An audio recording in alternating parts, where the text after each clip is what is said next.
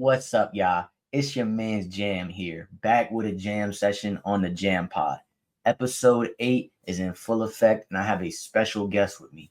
So let's go tap in and nerd out together.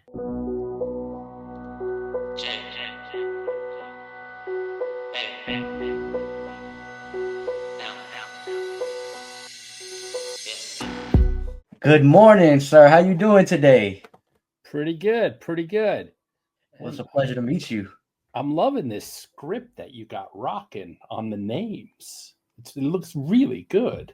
Oh, thank you. I actually made the font myself. I was like, I don't recognize this font. It took me like 4 days. What are they? Is it like silencers? Guns and silencers? I don't know, man. No, I just started to do like little indentions on each word. Oh, okay. Yeah, that's cool. Thank you. Well, it's a pleasure to meet you, sir. I'm glad to have you on the podcast with me today for episode 8 and talk about a lot of your stuff, including what we're here to talk about, Area 51 Studios. Oh, well, thank you. Yes. Yeah, thanks for having me on, Jam. Yes, sir. It's a nice morning here. Yeah. Well, it's afternoon for me over here. Before we get started, I'm assuming you prefer Ernie opposed to EJ. Yeah. You know, that was like a little mistake. I use it. Well, people called me that in college, right? Okay. But then when I was doing this book series, they were like, you know, there's a lot of initials out there. J.K. Rowling, George R.R. Martin. I mean, like, do you have any initials? I'm like, they did call me EJ in college. It's like, let's go with EJ Altbacker. I'm like, okay, you know. So I have these this whole middle grade series with EJ Altbacker, and I'm like, that's just confusing people. I should just keep everything the same. So there it is. From now on, everything's Ernie. Yeah. Well, good to know. I also have had that issue myself. I was going by so many different things, and then I was just like, my initials is Jam, so I was like, I'll just streamline everything, make it simple. But Emmy nominated writer here with me today, Ernie Altbacker. He has written for so many things that I have grown up watching. I mean, 90s Spider-Man cartoon. You've done Ben 10, Ultimate Alien. But most famously, a lot of the DC animated universe movies like Justice League Dark Apocalypse War and the Teen Titans Judas Contract. I mean, extensive stuff. Like, do you have particularly something that you like a favorite out of everything that you've worked on in your career? You know, I guess I do. Each one of these like big DC superhero features, they're all fun. There's ones that I wrote that was just me on a solo credit.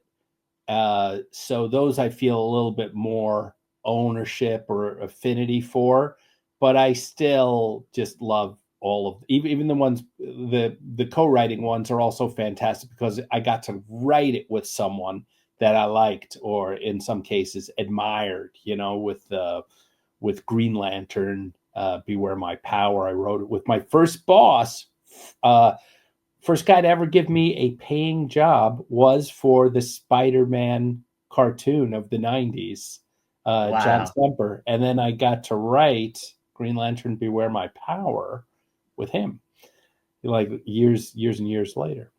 But I guess the two that pop up in my mind first, if it's like gun to your head, you got to pick Batman Hush and then and Justice League Dark.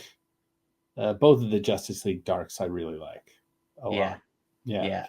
I mean, they were really fun. I love Constantine. I just love writing him.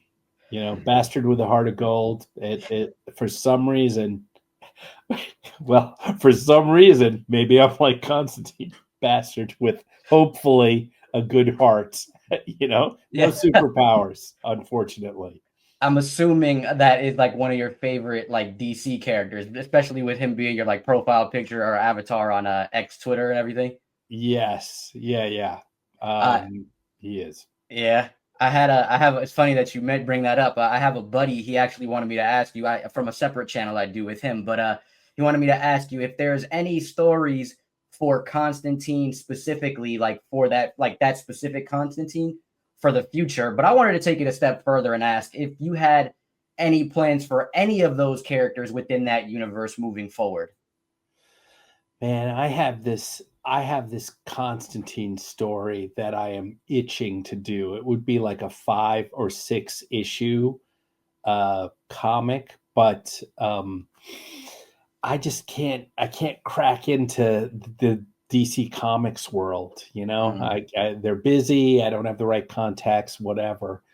And it's getting to the point where I'm like, this story is just too good. I'm just going to have to modify it and make it my own characters, and just do it anyway, because it would be a shame if it wasn't done. But oh my god, it would be so great. I don't want to talk about it, but yeah.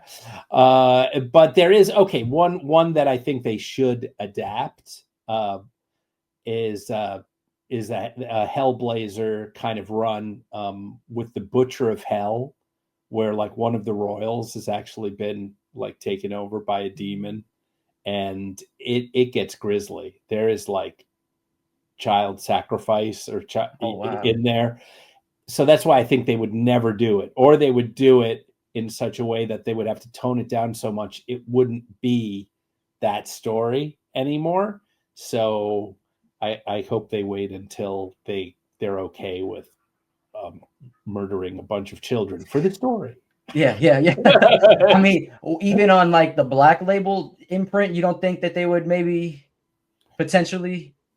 I mean, for an animated movie, for the movie. Yeah, no, for I'm thinking for the no, they'll do.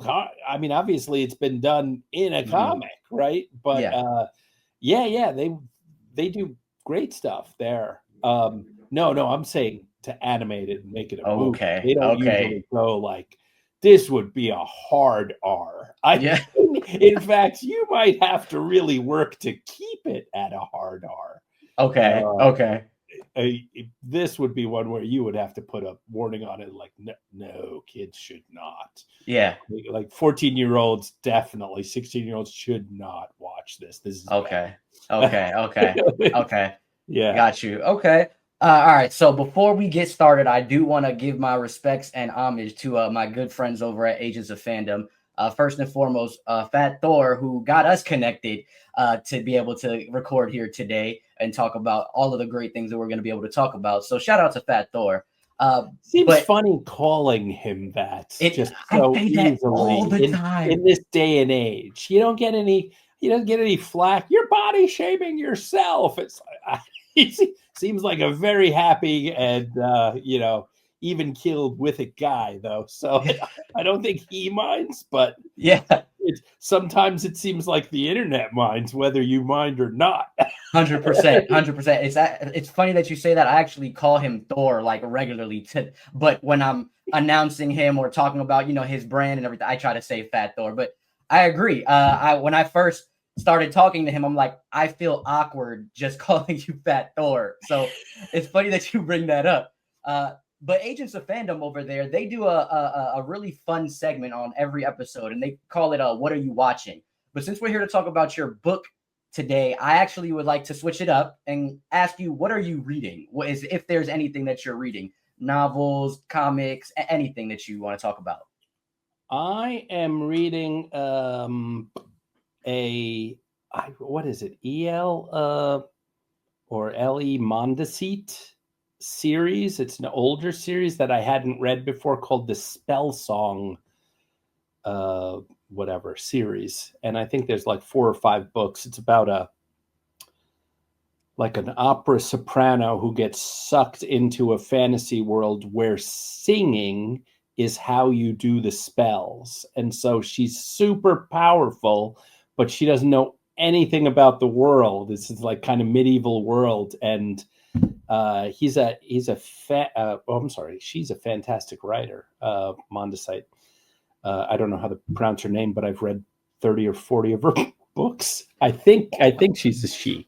Um, but so that's what I'm reading right now. I'll tell you, I would be fine with the I'm watching. I there is a series I recommend right now so heartily called Murderbot with Stellan Skarsgård. Great. It's The only thing fantastic. is, it's too friggin' short. 22 minutes. Come on. I want hour-long episodes. I want at least 45 minutes. I'm like, this is maddening that we only get 22 minutes every week. And then I don't know how many shows they did. So if I have to wait for 2 years for another 2 hours of programming, I'm going to be pissed, man. They should get on that right now. No, And seriously. churn that out like nickels, man, because I want to watch a lot of Murderbot. Yeah, it's awesome. It's so good. I seen the trailer and then I was like looking it up. I seen it was based off of a book, and I don't know. I think that's also why they dropped 2 episodes the first week so that they can compensate for that only 22, 30-minute, but it's not enough. It's not enough. I'm with you. Oh, it's over. You watched the last one. I'm like, oh, Murderbot. It's over. Now I got to wait another week. It's so good. It feels like the weekend, how Friday comes and then it's already Monday the next. Absolutely. And then I'm waiting for the last episode of Mobland to drop. Okay. So I've been watching that too. I love any Guy Ritchie stuff that with all those English actors. I'm like, yes, sign me up. I'm in. Yeah. Okay.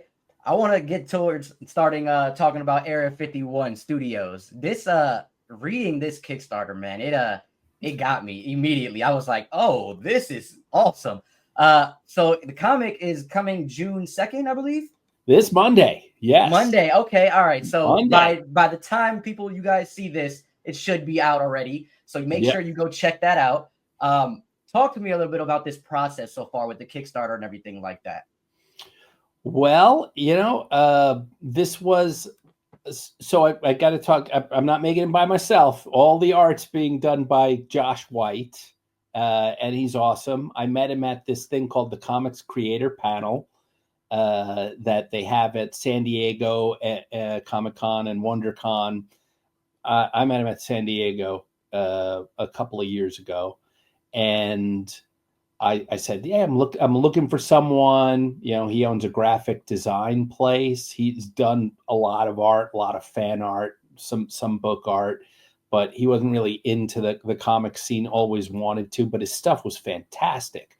So I was like, why don't we kind of try to hook up? And here's a couple of my ideas. Do any of these strike you? And I had this novella that I had written a long time ago. And he's like, oh, God, I love this. Because the novella itself is kind of a love letter to all of the fantasy and sci-fi books, comics, shows, movies that I kind of inspired me. And so the names of planets and aliens are usually mixed up letters of authors or a character that I like, or, and I just take stuff too, I just use it. Like my repairman uses a sonic screwdriver all the time, right? But as an homage, not to steal from any of those great creators. So at first we tried to do a comics proposal because I do work in the animation industry. And I was like, well, let's try and make it as let me see if I can use the credits that I have to talk to some indie comic book companies. I didn't think it was going to be like a Marvel or a DC. I was like, not even an Image or whatever their lower, funkier titles are.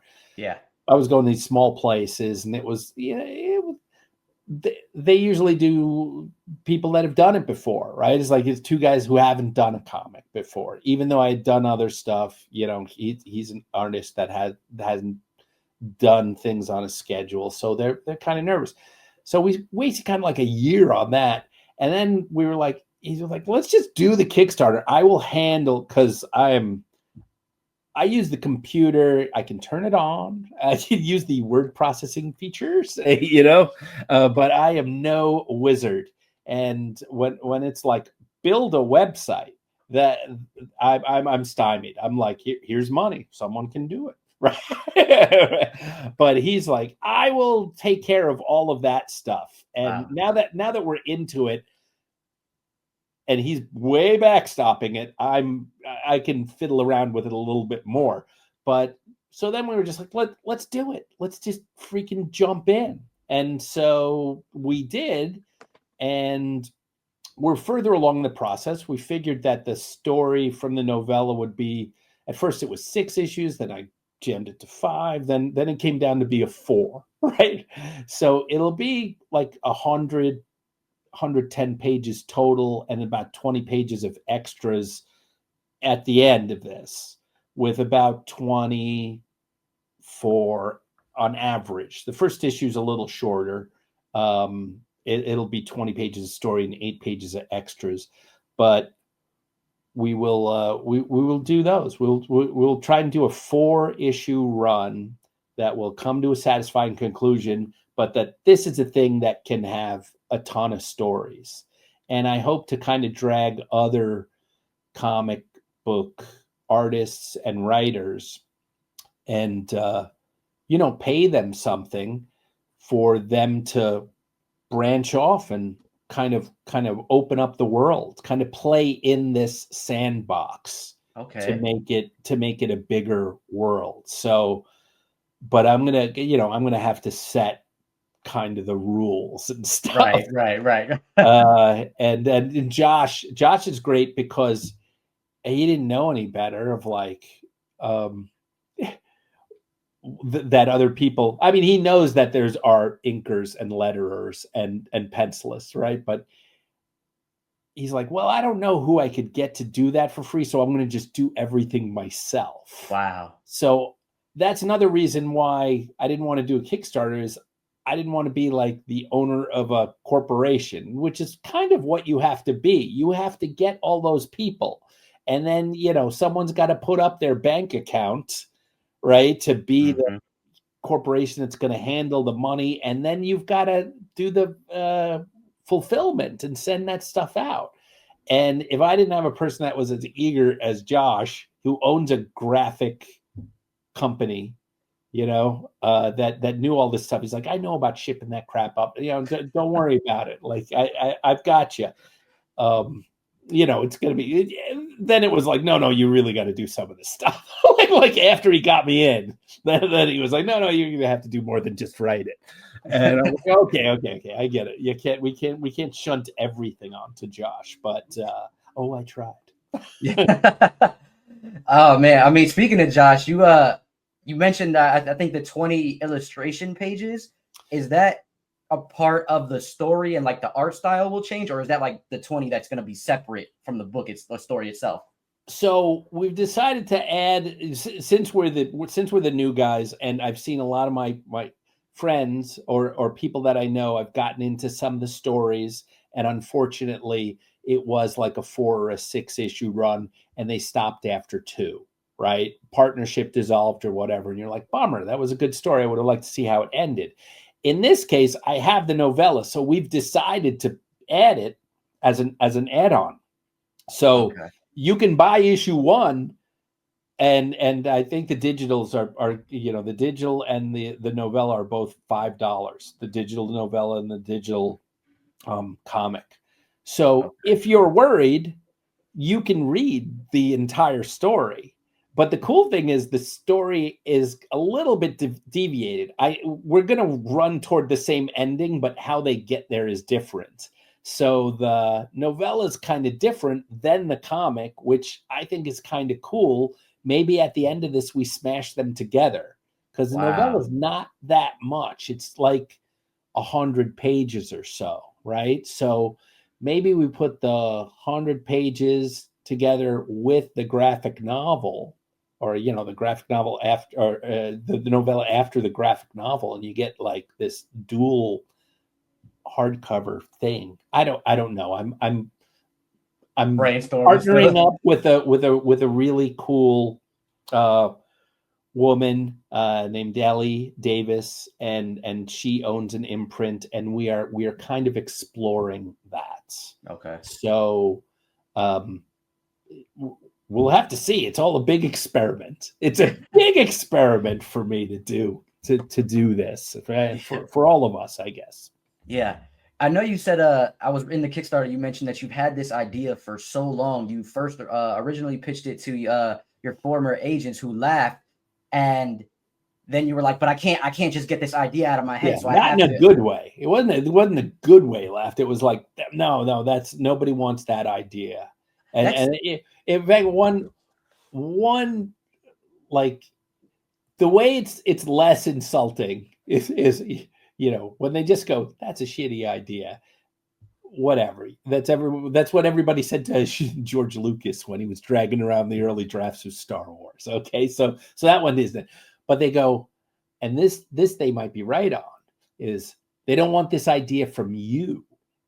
And I'm like, oh, that makes a little bit of sense, right? If I was J.J. Abrams walking around with this idea, and I wouldn't have to show it to more than 2, maybe 3 people, and it would be a show or a movie. Okay. But low budget or whatever, right? Because he's got the track record. He's known for big, expensive things. This is a big, expensive world. I guess I should say what it is. So Area 51 Studios says, yes, you have heard of Area 51. You think it's a secret military base. It's not. It's been around for thousands of years, and humanity has grown up around it. What it really is it is a studio lot where alien producers who do not have that much money come to shoot on the Earth because it's a cheap location where they can break shit. Right? awesome. So what we didn't have the technology to see that, and they've got the cloaking devices, and you would get dizzy and turn away, right? And anytime you were walking toward it, right? And then we finally did, and what happened was basically the 3 alien corpses and the crashed spaceship that's found was actually from a student short film, and they got scared and they ran away and they left it. But their props are so good, it's like, oh, it looks like it's living tissue matter. Of course, we just put it into a cloner, right? The ship doesn't really fly, but it looks like it might fly. It's a prop. And so they had to think up a story to keep everybody away. And the aliens were like, hey, man, we've been here for a long while, so you can just let us continue doing what we're doing, or we can chop up the Earth and use it for sandbags for our other productions in a different galaxy. And Wow. so Truman said, you know what? We're gonna classify it as a secret base now, and nobody will bother you. And there you go. That's what's Area 51. That's the actual story. Very few people know about it, but now you do. Well, I was reading it on the Kickstarter. And then reading to the part where, like you said, your agents laughed, and now I thought it was like in a ha ha funny way. No, you saying it was disrespectful. I just can't fathom that, because to me this seems like something that I would watch like on Adult Swim or something like that, right? Like it just sounds so interesting to me reading this idea was pre-Adult Swim, I mean, was it? Yeah, either that or I hadn't done any of this stuff, so I couldn't even get a meeting at Adult Swim. I probably had done a couple of things, a couple of Ben 10s, a couple Spideys, and an Extreme Ghostbuster or 2 at that point. Like my career took a while, and then it started ramping up. So done a lot of different things, I guess. Yeah. When you pitched this, it was originally as a series, though, correct? Yeah.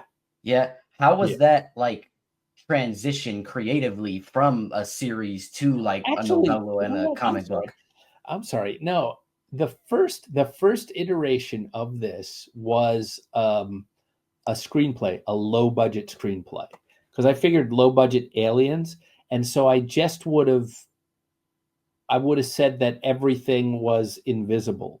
That's why I have the invisible cameras are Yeah. always around, Oh, right? that's it. That's This awesome. way, this way I can have the human race. So my producer Zephyr Boone, he basically beams out reality programming of the dumb earthlings, right? Look at the dumb earthlings fighting, right? He's won awards for such Zephyr Boone productions like The Black Plague and The Crusades and the Battle of Midway, right? He just Oh, films it and goes, "What? Like, this is great action," right? But now he's after a couple of flops, he's down to making the very grandly titled "The Human Race," and it's 5 people in a trailer in the desert, right? And they ask him, it's like, well, what's the show about? Nothing. He goes, nothing. Just be. And the people are like, that sounds like a pretty crappy show, right? Like so. Uh, it turns out it's actually quite gripping because he does a few things that actually endanger the entire planet of Earth. So it's a story that grows, you know, pretty giant and immense with universal implications. yeah, yeah, So, but in a funny way, I guess it's kind of like it's very Douglas Adamsy. The other people that see, Josh and his work, he's like, this is like Men in Black, but the Hollywood version of Men in Black, right? It's not, and then I always think that anything that you can jam some sort of weird Monty Python-esque humor in is always good. So I guess it's kind of those three things jammed up into a ball. So if you like that kind of stuff, I think you might like this. yeah. I'm glad that you brought those up. That's actually stuff I have in my notes. When I was reading the Kickstarter, I was like, I had to look some of this stuff up. I wasn't familiar with Douglas Adams or Monty Python, Oh my! and now I have to make you happy. I actually added on my watch list the Hitchhiker's Guide to the Galaxy, so that's on my watch list. And you also mentioned bringing back kind of full circle to Josh, right? The variant covers that you guys have, one being the Men in Black, and then the other being the 2001: A Space Odyssey. I am also not familiar with A Space Odyssey, so I added that onto my watch list as well. Oh boy! Yeah. Well, let's see. I would say, all right, you you have to if are you a reader or no? Yeah, I like to read a lot. You got to read the Douglas Adams. You got Okay. to read it. The movie is a point of contention among fans, but it definitely didn't get Okay. all of the book. You got to read that one. And Monty Python, if you haven't seen Monty Python and the Holy Grail, see that one. It's one of the most Okay. quoted movies of all time. Now, 2001: A Space Odyssey, I love it, but the first time you watch it, you just might be, this is boring as hell. You just have to remember that it's 1968. These special effects, the previous 2 years, you could still see a string on the saucer in a lot of space movies, right? This one, they were asking NASA people, what would it be like? And so when he is in this flyer, the docking sequence is one of the most beautiful things that I think has ever been filmed in this movie. But it encompasses so much. There's a 20-minute sequence in front about the apes that you may or may not enjoy. All I'm saying is you got to just watch the entire thing. Yeah. But you might, a lot of people have stopped. What is this? But Kubrick, that just frame by frame with the music, how he puts stuff together is amazing. So there you go. Uh, Yeah. I don't know if I'd start with that one though. Usually start with Paths I of watched the Glory. trailer and it was it was like pretty awesome. I'm not gonna lie to you, just watching the trailer on YouTube, and then I like I was gonna watch it before we talked, so we could talk a little bit about it. But I was like, it's 2.5 hours. I was like, yeah, I gotta sit with this. Like I need to actually sit with this and digest it. That was, and people were, now it's routine. Yeah. This was before. I mean, movies usually an hour and 45, hour 40, and you would have the 15 to 20 minutes trailers, and you were out in 2 hours. That was it. Mm-hmm. When that was like 2 hours and 30 minutes, people, the theater owners lost their minds. They're like, we're losing the show. Like some people would only play it at midnight. Like, what the hell is this? Yeah, there was a lot of dropping acid and going to watch 2001. Not by me. That's like that predates me. It's you'd have to be like, whoever was 20 in 1968 and interested in film, they would not miss a Kubrick movie. and they would go and they're like, well, no, we might need some weed for this before we go, because it's a tester. But the space sequence is, it's one of those at the end where it's open to a lot of interpretation. I do kind of take that in this. Once this ends, it will be open for a lot of interpretation. Okay. I'm assuming that follows with like what you were saying. You want to open this up, like let the sandbox be open and let other people play in it, but set some ground rules. Is that kind of one of the reasons as well? Well, I'd want to set out the main characters and stuff and the tone, but no, there's going to be the weird and wonderful world of Area 51 Studios is whoever has an idea for an alien movie, tell me what that is. Tell me what the drama is. And so all of the weird stories, I don't want to get into like too reality based, I don't want to get into the Harvey Weinstein of it. I want more the stupidity of the Tropic Thunder of making a movie. I got you. Rather than the Harvey Weinstein awfulness of making the movie, So I want this to have that sort of weird and wacky and wonderful tone. Okay. So I'm sure but that people might start with, I'm writing this just to write in the worst pitch meeting I've ever had. And I want to portray it in this comic, and I'm like, man, as long as you don't use the names, I'm good. Yeah.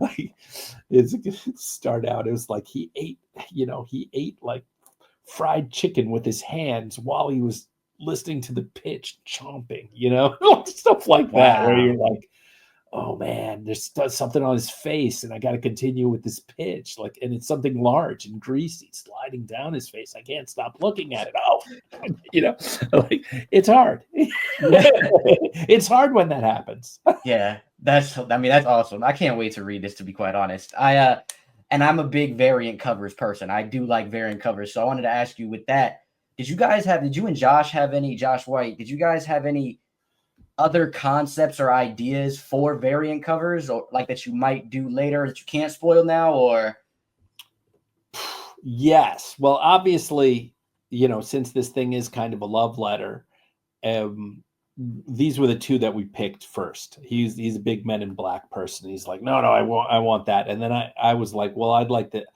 this scene from the 2001, and I just thought it was so great because it's a great scene where he's, in the real movie, he's got his hand on the wall and he's walking with his air conditioner, right? That's the thing that kind of circulates, so you're not cooking to death in your suit, right, in space. And instead, it's my producer with his cell phone, right? And I just thought, oh, that tickles me. But yeah, we had like 6 or 8 ideas. Thing is, I think we might take that off his plate. We might hire other cover artists and pay them for their interpretation and get some really funky ones. Like I would definitely like a really anime one. Ooh. Right. So maybe we do an anime-y one in some sort of sci-fi, like is anime, and it could be a different Star Wars or an anime alien, I mean, Alien's definitely coming up. A scene from that, would be one of my variant covers. And oh geez, I mean, who knows? I will definitely take we'll take requests too. But yeah, he's doing so much. I'm like, we don't want you to do everything. Yeah, But yeah. I bet you he will do one variant cover, right? So we'll probably get at least one or two people. We might have three from here on out. Okay. Different artists, and Josh gets to do one. We're Each time, talking yeah. about this one that we really want to do. That's a Star Wars. I mean, obviously everybody's going to do it, but we're gonna put a little spin on it. I think that'll be a fun one. Yeah, I mean, just off of what you're saying alone, I'm a big anime fan. You probably might be able to see some of my pins or my manga up here. I'm a very big anime fan, so that just already caught me. But this past, I want to say, I don't know if it was summer or maybe fall time. I just binge watched all of the Alien movies so I can watch the newest one that was in theaters. And so I really enjoyed them. I kind of knew about Alien versus Predator already because I was younger when that came out, and so I got to see that like in theaters and stuff, but or at home, I should say. But watching the new Aliens was awesome. Like, so I'm also reading the Jonathan Hickman run, the Avengers versus Aliens over by Marvel. So just to hear that is really a funky idea too. I think that's really cool. I don't know. I like really, and to me, this was like when I was reading again the comic Area 51 Studios, your Kickstarter, it just caught me immediately. I was like, I like sci-fi stuff, and the idea of Area 51 being a like movie or television studio is just insane to me. It caught me immediately. So I really am appreciative that you got to come, and talk about this today with me. I do have one question before I let you head out, because I don't want to take too much of your time. I know you said you had to leave today, so I want to give you some time back. But my question is kind of like a curveball one. As a pillar, as a pillar of like the DC animated universe, right? Or these movies, I would say, I mean, a lot of your work I grew up like the last 10 years watching. Did I ruin your childhood? No, not at all. I don't know. That's a whole nother. That's a whole different side of the internet. There's a couple in there where I'm a childhood ruiner, like Injustice and Batman Hush. Some people think I ruined it. I watched Batman Hush before I read the comic, actually. Oh, really? Yeah. So then going to read the comic, I was like, man, I like the movie. Like, oh, don't say that. They're gonna ridicule me online too. It's okay. Yeah. About the only one I don't get the childhood ruiner for is Teen Titans: The Judas Contract. That one was pretty good. The only thing that we had to cut out of that really, there was a lot of changes, but nobody notices that. But we didn't get to do the origin of Deathstroke because we just didn't have enough time. I mean, it's a really cool issue. But we didn't have enough time. And Justice League Dark is kind of mostly an original story, the original one. So, I mean, Apocalypse War, you could say it's kind of the Dark Side War, but right, yeah. It doesn't have a lot. We weren't able to get like Supergirl in there, and there wasn't enough time before they kind of shut that part down. Unfortunately. Okay. I think it's a great 16 movie. Well, anyway, okay. You were going to ask a question. I just started rambling. No, I mean, take your time. No, I don't want to rush you at all. So I'm with it. But my question was honestly, like, are you being a pillar of this animated universe, like in these movies, like, are you excited about the DCU coming with like Superman and James Gunn's like whole universe stuff? Oh, heck yeah. I can't wait for it. I want to see what he's done. The clips and everything I've seen so far, I've really liked. Yeah. But you know, there are times where you see a great trailer and then the movie disappoints. Yeah. Yeah. But I don't think that's going to be the case. James Gunn's too good at handling characters. I mean, when you think about that second Suicide Squad, and even the minor characters in the front of it that got mowed down, like they were really well drawn out for the 15-20 minutes they were on the screen, you know. 100%. And I mean, you know, obviously he took Guardians of the Galaxy, which was just like an unnoticed little thing, and turned it into a giant mega billion-dollar property. So I'm not betting against him. I think everything's going to be great. I love the Creature Commandos. That was Same. really fun. Again, every single character, you're like, oh, that's great. Oh, that's great. Then sometimes they die, sometimes they don't. I'm like, no, The twist. not GI Robot. I'm like, yes, he's back. He can't be dead. Yeah, he's my favorite character in that show. Yeah, not the fish girl. Is she dead? Oh, I don't know. Did she have some eggs? Yeah. Like, you never can tell. They can come back, right? They've got the labs. They've got the bio labs. But yeah, so I'm psyched for that.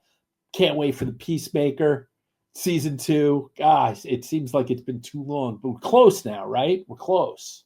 Yeah. Yeah. I mean, I agree. It does feel like it's been a while. Everything, and especially with him, transitioning now into the co-chair. So I'm glad. I'm excited. And I've seen that it's supposed to have like some ties directly into like after Superman and stuff like that. So Right. I'm excited about the whole DCU. Well, Nathan Fillion for with Guy Gardner. God, even that one trailer with like, yeah, you said that thing about your butt, and then I sucked. He was like, ha ha, that laugh, and I'm like, boy, that's so Guy Gardner. Yeah, it's good. I know a lot of people didn't like that. I love that casting. It's fun to me. Like I really enjoy it. That he kept the 60s bowl cut, or yeah, was that from the 60s or 70s? It's weird. I wonder if there's going to be. I bet you there will be some sort of comment of why With the bowl cut. Yeah, Ooh, theories. yeah. Okay.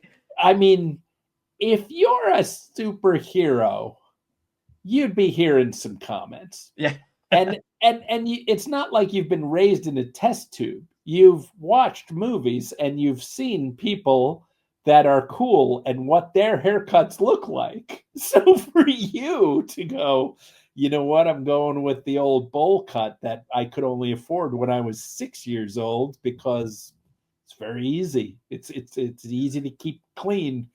I don't know. Yeah. I want an explanation. I want a James Gunn explanation. I think it'll be fun. Yeah, and now you got me thinking. I'm wondering if it's because he works with a Hawk Girl. If they work for I'm blanking here. Max. Oh yeah, Max Steel. Is it Max Steel? The corporation? The corporation. Yeah, yeah. I'm wondering if that's why he has the book. Well, why? Because like his hair would get sucked into a machine or something? You could keep it at a regular, Yeah. I don't know, George Clooney in the Peacemaker length, and it would look okay. Right? They're gonna use the Incredibles explanation. No cape, want to get sucked into. It could be. Maybe he was traumatized by a hero getting sucked in by his hair or something. Yeah. That's funny, honestly. Oh man, like I said, I don't want to take too much of your time. That was really my last question I have for you. Just to see, as a pillar, what excites you from what's coming from DC. We gotta let the folks know where to find you, your work, and Area 51 Studios. Gotta let them know. Okay. Well, simple. If you're on Kickstarter, you could search for Area 51 Studios or Ernie Altbacker. On social media, I am Ernie Altbacker on X, Twitter, Facebook. Oh Jesus, Instagram and LinkedIn.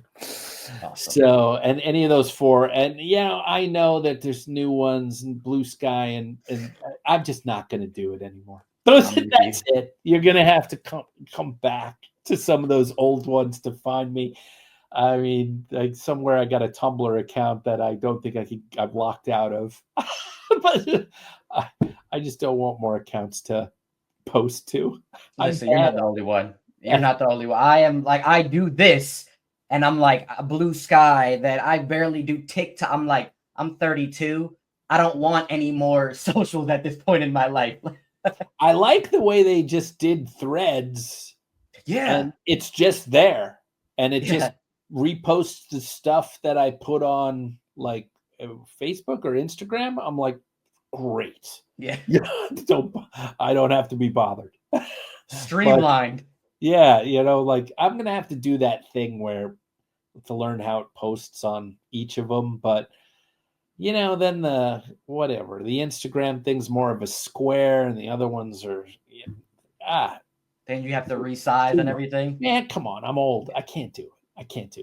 That's for the young. I think that having a Kickstarter, we are going to have a standing website for area51comic.com. Okay. And that is where you can find, all of that stuff, all of the new stuff that we'll be writing, and between Kickstarters, I guess, if you needed to get something, we're hoping to get some weird,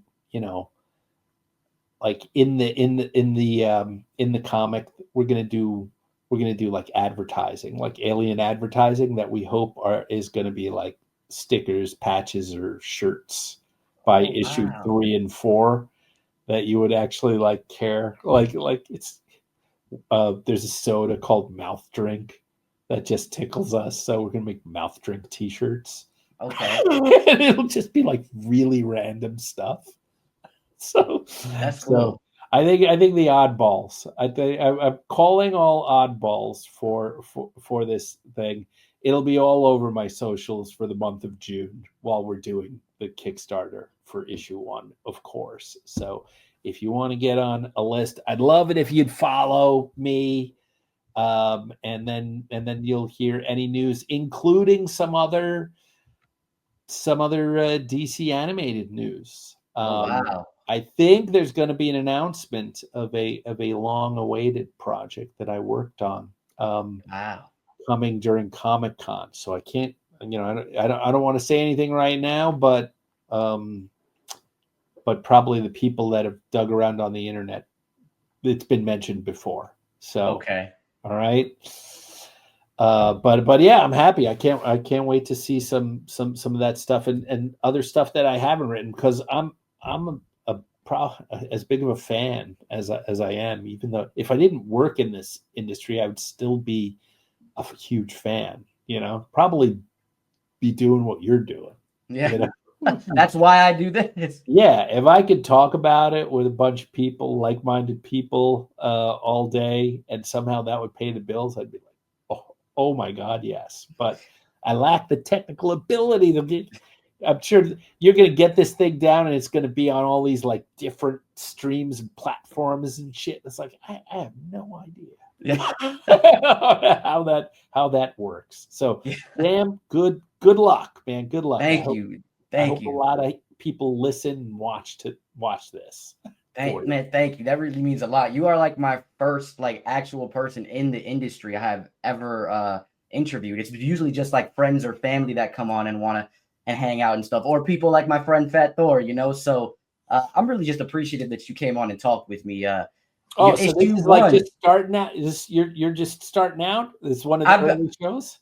This is episode 8, and then I'm gonna also put it also on our bigger platform, which is what I do with my buddy, the Alternate Timeline, where we have he has a way bigger platform, to say the least, and there's more people that kind of dive into this, from like Agents of Fandom or other podcasts that he's networked through. So this is like really one of my first gigs going. You know what I mean? If that makes sense. Like, no, that's really good. And you know what? Well, I'll just give you a tip. I mean, and I didn't know it either.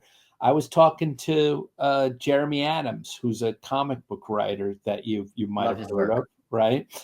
And yeah, he's awesome.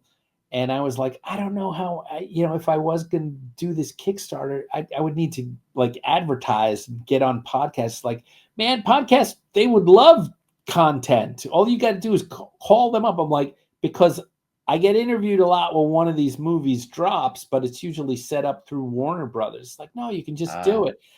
And so I didn't know that you guys needed content, right? Which I kind of should have. And what you're not getting is people like me like to talk. You should be sending out emails to all of the people that you see on a written by going, would you be on my show? And those people will say a surprising amount of yes. Like, no, you're not going to get like J.J. Abrams, but you'll get people that have done a ton of stuff, like great people in the industry, in the cartoon industry, and who have written the cartoons that you like yourself. People will pop in. Yes, like myself. It just hurts nothing to ask. It never hurts to ask. To all you podcasters out there, that's what I would say. And yes, sir. So yeah, so hopefully, and I mean, another thing. I did this show, The Green Lantern, the animated series, right? And I was on a show called Hall of Justice with Seth Everett, and he's got a pretty big audience now. But he was like, I really respected Giancarlo Volpe, who was the supervising artist on Green Lantern, the animated series, because he came on my show and he was like the second or third guest ever. And he said yes. And he was in the middle of doing a show which was like acclaimed at that time when we were putting it out there. People were like, this is a Bruce Timm show. This is giant. And he came on there. Well, that was show 3. He's like over 500 or something now and doing well. So that could be you. I think that's going to be you, Jam. All right. Man, thank you. I think you're going to be that guy. We're going to be like on the 800th show. I got to be the guest. Okay. Yeah. Well, if I'm still alive. Well, I would send the invitation back. I would love to have you back when we're finished with your comic. I mean, I would love to invite you back. You have the open invitation anytime you would like. All right. Well, thanks. I'll do that one. I'll do the one with your friend for issue 2, and we'll go back and forth. Yeah. All right. Yeah. 100%. So 2, 3, and 4. I love it. Just hit me up. You'll be able, if you're following what's going on, you'll see when the Kickstarter for issue 2, like the preview page opens. That's the time to hit me up. Got it. Got it. All right. Well, Ernie, it's been a pleasure, sir. Thank you so much. Thank you for the advice, and just once again, thank you for coming on the show, man. It was a pleasure to talk with you. Oh, thank you very much. Thanks for having me, and have a great Saturday. Yeah, you as well. You as well. I know you got to get running here, so I want to give you some time back. You have a great one. All right. All right. Bye. Bye. Ladies and gentlemen, that was Ernie Altbacker for episode 8 of the JAMPOD. I mean, you guys, I think we had a great time. I know I did. It seems like he did as well. I appreciate you guys for always tapping in with me. As I said at the beginning, if you love the pod, make sure you give us a like, subscribe, write down a nice comment, because that also helps the algorithm. Do whatever you got to do. But as you see here, we want to have more guests on. We want to have a brighter future. So tap in with your man Jam here on the JAMPOD. Much love, and I will see you guys next time. Peace.